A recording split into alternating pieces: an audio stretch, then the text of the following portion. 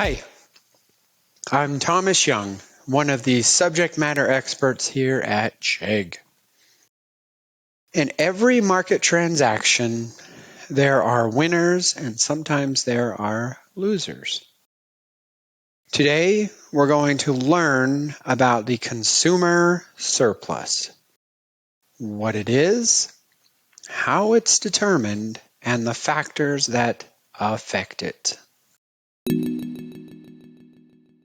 A consumer surplus is a net benefit enjoyed by consumers when they can buy a good or service for lower than they are willing to pay for it.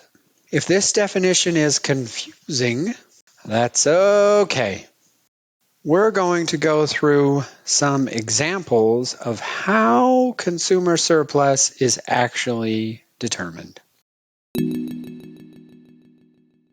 All right, for a quick refresher, in a perfectly efficient market, an economic transaction occurs when a producer's supply curve intersects with a firm's demand curve.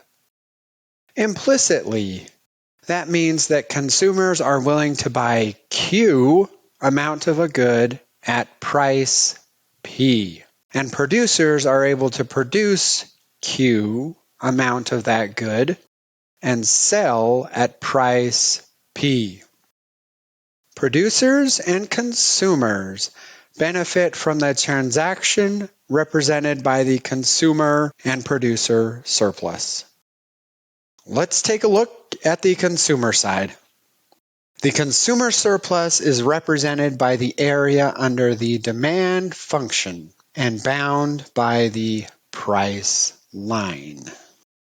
Notice the consumer surplus is in the shape of a triangle, and its size is determined by how much quantity a consumer is able to buy, multiplied by the distance between its selling price and the upper bound of the demand curve.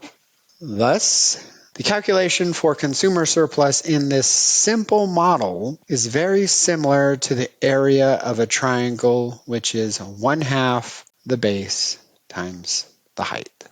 In this case, the base is the quantity demanded, and the height is the difference between the demand curve and the price. Instinctively, that means the consumer surplus can increase when the price is lower or when quantity demanded increases. Different factors can affect consumer surplus. Unsurprisingly, the first is changes in price.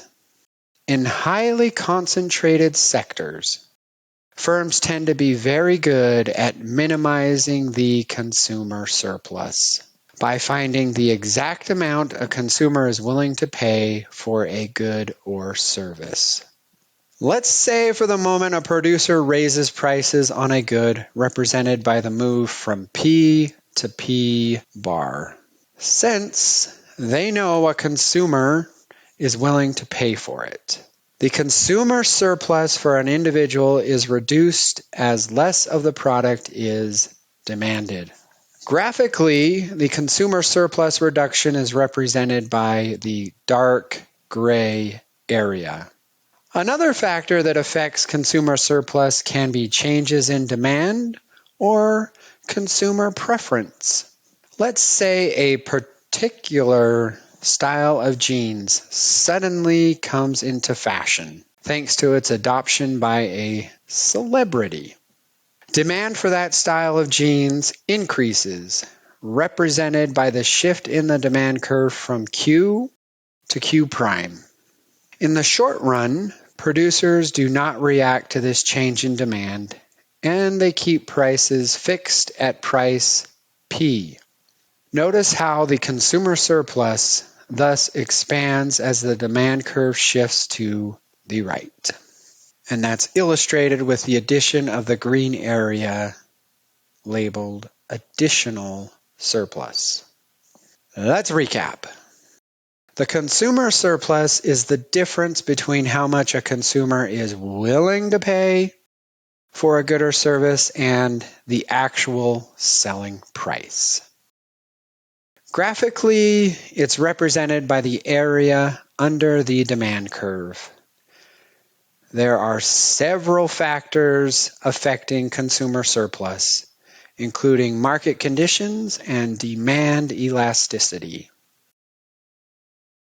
Come visit us at Chegg, where you can see solutions that we've already worked out, or ask for help from one of the Chegg subject matter experts. Thank you for your time, and we'll talk to you next time.